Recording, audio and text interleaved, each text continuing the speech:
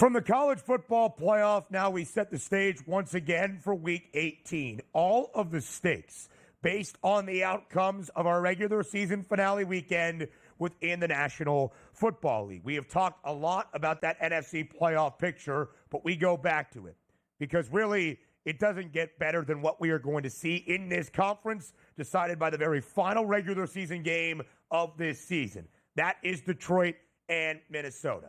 Joe, I asked you earlier in the show, if these teams flip-flop, the Lions are a 2.5-point favorite on Sunday night in Game 272. But if the Vikings can pull off the upset and they become the 1 seed in the NFC North champs, and the Lions are now a wild card team that would have to play strictly road games in hopes of reaching an NFC championship or appearing in the first ever Super Bowl in franchise history, would that change your outlook? You said no. Would it change your outlook for Minnesota if the Vikings were the top team and not the top wild card team as the 5 seed? Yeah, I think the Vikings at home are interesting if they have that. And I also think the bye comes into play here for some of these teams. The Lions and the Vikings. Which team gets a week off to rest? Which team has got to go to the grind? But which is what makes that whole 5, 6, and 7 seed and how that finishes extremely interesting. So we all know it's going to be the Lions and the Vikings in that 5th seed, right? So in all likelihood, it's going to be the Bucs or the Rams playing that team. If it's the Lions or if it's the Vikings, I don't think it changes very much there. I think the Eagles, the 2 and 3 seed, however that may end up, I think that is where some of the value or the upsets could come into play here. Because I don't see the Lions or, quite honestly, even the Vikings being an underdog in the first round if they have to play. If the Vikings finish in the 5th seed, no way are they going to be an underdog having to travel on the road to take on Tampa or the Rams. Don't see it. I think both the Lions and the Vikings will have favorable odds in their favor moving forward. It is a really compelling point, Joe, because I would agree. For most of this season, it seemed like whatever top wild card team out of the NFC North finished in the 5 spot, they would be a road favorite even in that opening round. But there's a lot still to be determined within the NFC playoff picture. Here are our certainties. Philadelphia is the 2 seed in the NFC. The winner of Detroit, Minnesota on Sunday night will be the 1 seed. The loser will be in the 5 spot. Washington in pole position to be the 6 seed. But how much do they want to play on Sunday? They are a 3.5-point favorite on the road in Dallas. That number working up from a flat field goal. I bet it yesterday. I should know. If Washington wins at the Star, they're the 6th seed. If the Commanders lose, in the Packers, who are nearly a double-digit favorite against the lifeless Bears at home in Lambeau on Sunday, win, Green Bay is the 6th seed. I think that is very compelling. Why? Because whether it's the Rams or the Buccaneers, and we'll talk about the 3-4 split in a second, I think you would rather be the 6th seed, take it on the 3 seed, than be the 7th seed and have to visit Philadelphia on the road at the Link to start your playoff run. I agree. Not a great matchup in any way, shape, or form, but I also don't think Washington is going to roll it in there at all. Former defensive coordinator there for Dallas. I doubt very much he's going to want to go back there and lose. And no CD Lamb. We saw there's no bite left in that Dallas offense. I think the Commanders go out, handle business, lock up that number 6 seed. And the Packers, Packers are going to be interesting because it could very well be 2 outdoor teams going to Philadelphia to battle it out. I think that might be the interesting one to start. Could the Eagles throw up all over themselves at home in the playoffs? Been known to happen. The Rams have a very long price right now to win the NFC at 10-1. Philadelphia plus 330, second best number. We'll talk about the stakes for the 3-4 split between the Rams and the Buccaneers in just a moment because we are coming up on the commercial break. But let me present you the 2 spreads for each team's regular season finale in Week 18. The Buccaneers are a 14.5-point home favorite against the Saints. Tampa must win the game to win the NFC South. Thus, it is incredibly important. The Rams have already won the NFC West. They will take on the Seahawks. LA is a field goal underdog at home. What it would mean if the odds are correct and what it means for the NFC Championship next. Let's continue looking at the NFC playoff picture, and we will talk about Game 272 and its impact on the standings and the prices to win a conference championship in just a moment. But one final point, because a lot of seeding at stake on Sunday in the regular season finale weekend for the NFC playoff picture. Again, our certainties. The Eagles are the 2 seed. The winner of games 272 between the Vikings and the Lions will be the 1 seed and the champions of the NFC North. The loser will be the top wild card team in that 5 spot. If the Commanders win on Sunday, they're the 6 seed. They're a 3.5-point favorite in Dallas. If the Commanders lose to the Cowboys and the Packers take care of business against the Chicago Bears in Lambeau, Green Bay laying 9.5, it would be the Packers in that 6th spot, which is important as well because the 3-4 matchup right now would be the Rams and the Buccaneers, or the 3-4 split, I should say. LA is a 3-point home underdog against Seattle on Sunday. The Rams have already won the NFC West.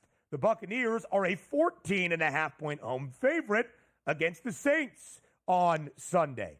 Tampa must win the NFC South with a victory against the Saints on Sunday. If for some reason New Orleans and Spencer Rattler pull off the outright upset, which would be unheard of, New Orleans would then give a big gift to the Atlanta Falcons, who would have to take care of business against the Carolina Panthers on Sunday, and the Falcons would win the NFC South. So that's what's really compelling, Joe. The Buccaneers need to win this game to win the division and earn that playoff berth.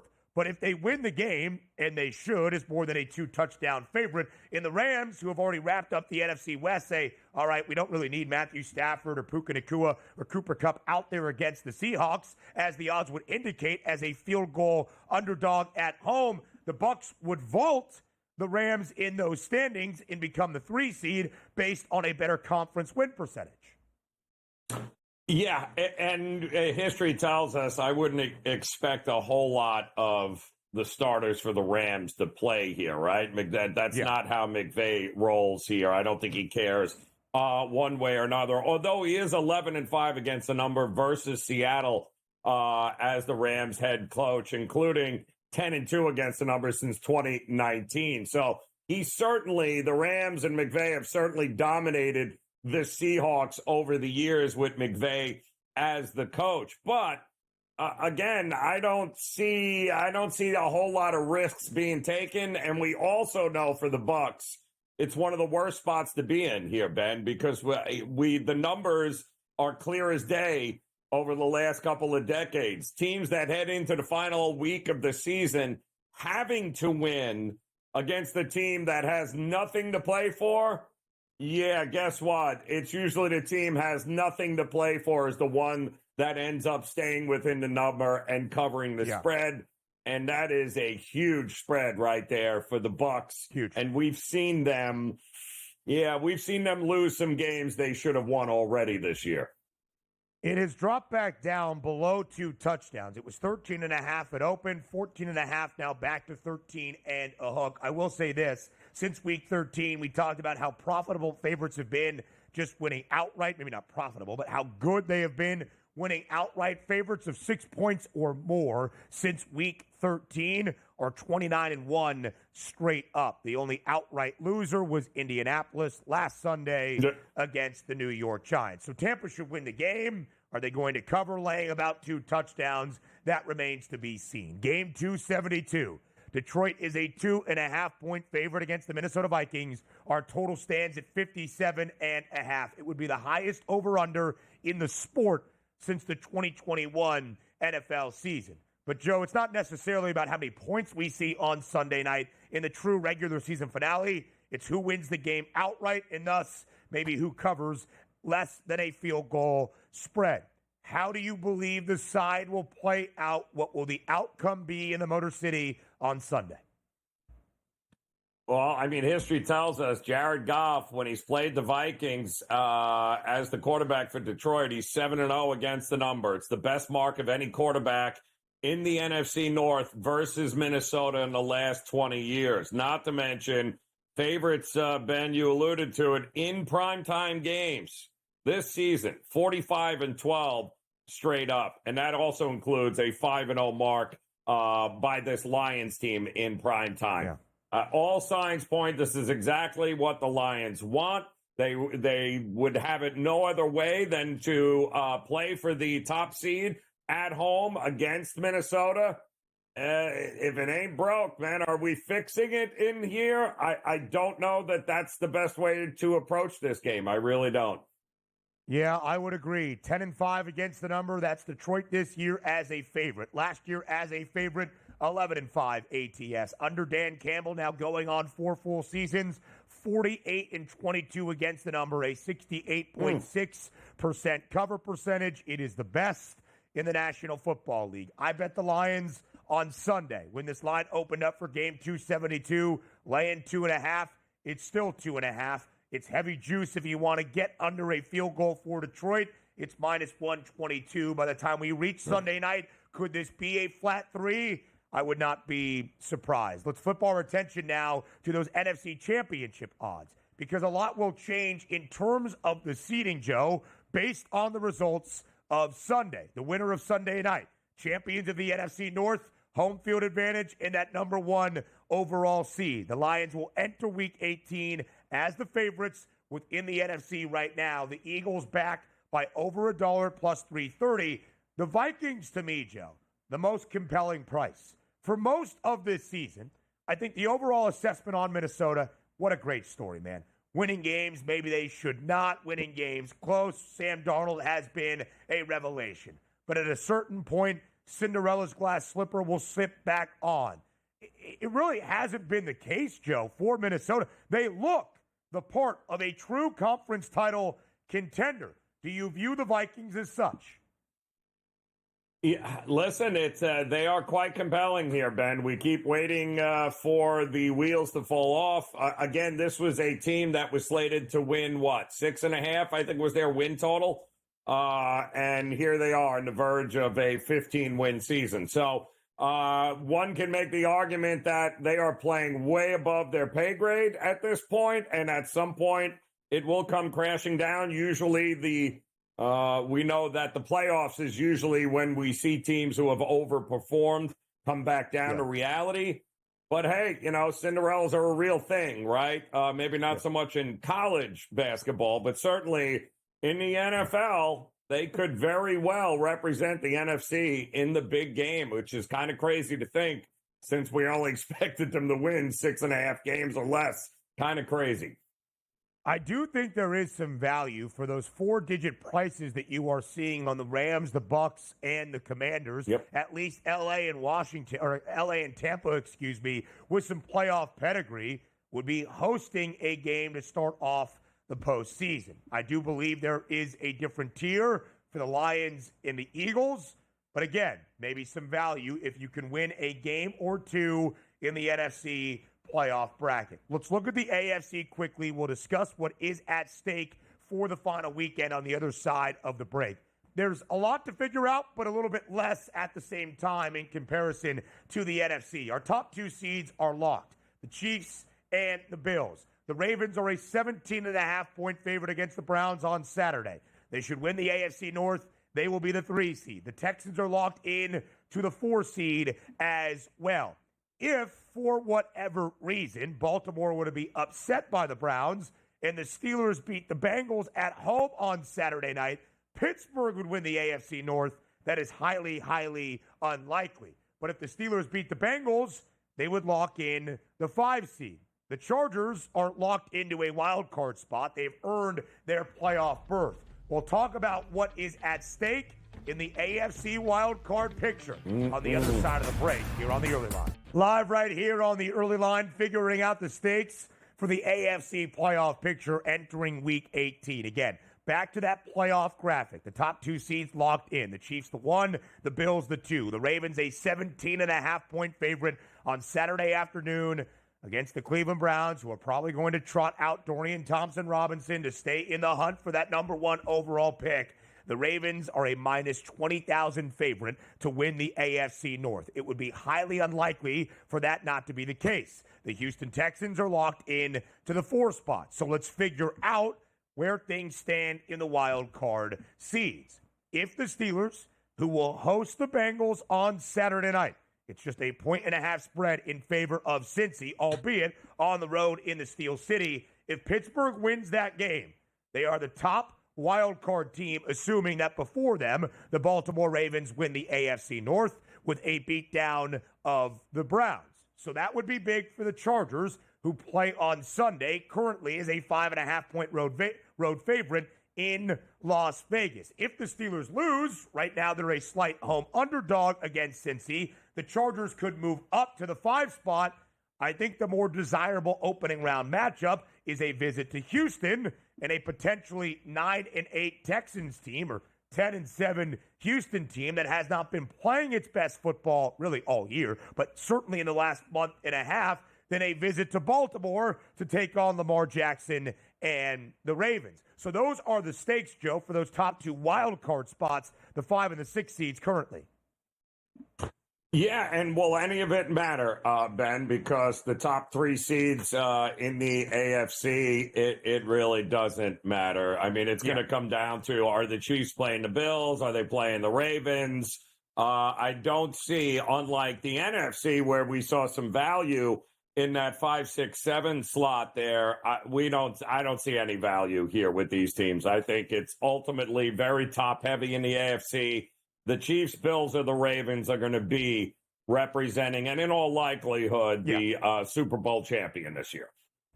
And there is still one wild card spot to figure out, but just to echo what Joe said right there, you can look at the AFC championship odds and see exactly that. It is a tier of 3. It has been a tier of 3. More than likely, come the AFC postseason, it will be a tier of 3. The Chiefs are the favorites at plus 155. The Bills have the second best number at plus 260, just about $1 behind. The Ravens half a buck behind Buffalo at plus 310. And then look at the drop-off from the Ravens to the Chargers at 15-1. The Texans will host a game.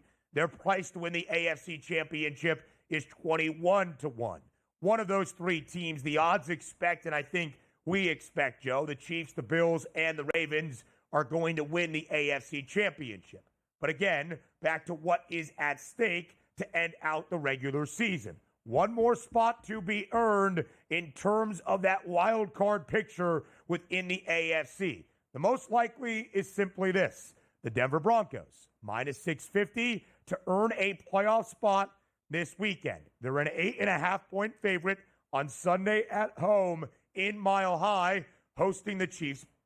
Backups, that would be Carson Wentz and Kansas City. Let's start there. Joe, are the Broncos in danger at all of losing a game against KC's reserves as more than a touchdown favorite at home? Got to win, right? That's kind of what we get here this time of year. And even against the backups in Kansas City, of course, there's a chance with a rookie quarterback that you don't get the game. And then you really got to have a lot of things, go your way there. However, I do think they had this in the back of their mind. They had 2 shots to win 1 game, right? Last week, they couldn't get it done against Cincinnati, or almost. But they knew in the back of their head they had already watched Kansas City beat Pittsburgh on Christmas, clinch that 1 seed.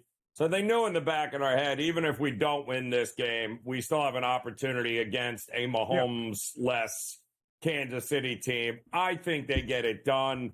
You want to control your destiny. They're in control of it right now. But it is the NFL, and we know teams who have to win don't often win this time of year. That is always the case, Joe. The Denver Broncos are the best favorite in the National Football League. They have been booked as a favorite 7 times. They are a perfect 7-0 against the number, covering by an average margin of better than 12 points per game. They have only covered, actually in all 7 games, they have played a team that is below 500. They have covered in every one of those. As an underdog Against teams above 500, they are 4-5 against the spread. So a slightly different story for Denver. Oh, well, then the Chiefs are 15-1. The Chiefs with Carson Wentz as the starter would probably be a 6-10 football team, a 7-9 football team at this moment. And it's not just Carson Wentz, it's everybody else. Andy Reid has already shared. It will be no starters. It will be reserves in large part for KC. The Broncos now a 9.5-point favorite. If for some reason Denver loses, that opens the door for Miami and Cincinnati. The Broncos will already know if the Bengals have any hope because the Bengals play on Saturday night against the Steelers. Cincy is a slight 1.5 favorite on the road in Pittsburgh. Again, the Steelers more than likely will need that game to lock up the 5 seed and not play the Ravens in the opening round, but rather play the Texans. Still important for both sides. So we shall see. The Dolphins, regardless of the result for Cincinnati, will play in the afternoon window against the New York Jets with a chance to earn that final spot. They would need a Broncos loss, but if the Broncos lose, even if the Bengals win, Miami wins, and they are into the postseason because of a better conference record than that of the Bengals. Miami, as you will see, a 1.5-point road favorite in New York against the Jets. That was a 2.5-point spread just yesterday, Joe. Yeah, and again, question marks around Tua. Will he go? Won't he go? Who's going to be the quarterback? If they... It's such a tough spot here and a tough team to back in this. And I think we know the Jets aren't going to lay it all out on the line.